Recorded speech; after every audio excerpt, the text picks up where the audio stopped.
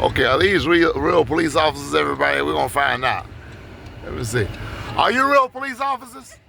Are you real police? How you like the new chief? How you like, you don't even know his name. Hold on, I gotta talk to you. Wait a minute. Don't leave, I gotta park so I can be safe. Hold on 1 minute. He said his name is Jim McDonald. He got him. All right, so we're gonna park for a second here, and I'll be right back after this. I mean back, y'all, back. Hold on a second. He said Jim McDonald. 1 second. Okay, all right. So Chief McDonald, this guy knew your name. He says he loves you. You're a good chief. So what's your last name? Copeland. Copeland. So Officer Copeland. Now, how long have you been on this horse? I've been on this horse for, you mean how many years? Yeah, how many years? Horse? Not this one, but I've been on horses for 25 years. Wow. Yeah. So how about this one particular? This one for 3 years. Yeah. Does it have a name? This is Billy the Kid. Billy the Kid. Okay. So how did you get the horse detail, by the way? It's since been 2000. Yeah, so had some friends that worked there, said it's great, so we came over and started working there. So did you ride horses before you were a police officer? No. Okay. All right. Yeah. And so give me one thing you like about the new chief. Oh, I've known Jim since 1997. Yeah. So you knew him when he was a sheriff also, right? I knew him when he was an assistant chief here. I knew him when he was a captain. Wow. All right, Chief, I'm going to send you this video later. So the chief is a friend of mine. He's a great man. I like him a lot. He's taught me a lot about police.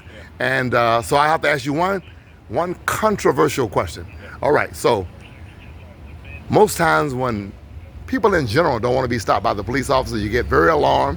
But let's face it, especially black people, you get pulled over by the police. What can we do to bridge the gap to prevent officers and black people and people in general from being so afraid of each other? What can we do? With the police, everybody needs to look at things from a different perspective. Don't look at it just your perspective. Look at it from the police. Now, okay, all right. Yeah. So now I already agree with you because watch this. I was telling the chief, when I'm pulled over for speeding, I immediately roll all my windows down and I make my hands visible because I ask myself, if I'm getting out, walking up to a car, you don't know whether it's a game banger, a killer, a guy with a gun. So, but if you can see my hands and all my windows are down and you know that I'm there, it sort of just brings the temperature down a little bit. That's exactly right. So I do that. What can you all do to make it a little bit? So same thing. So for us, somebody going to pull over, you got to understand they're probably nervous. Right. They may have not dealt with the police before. Right. And so that, we got to kind of look at it from their perspective as well.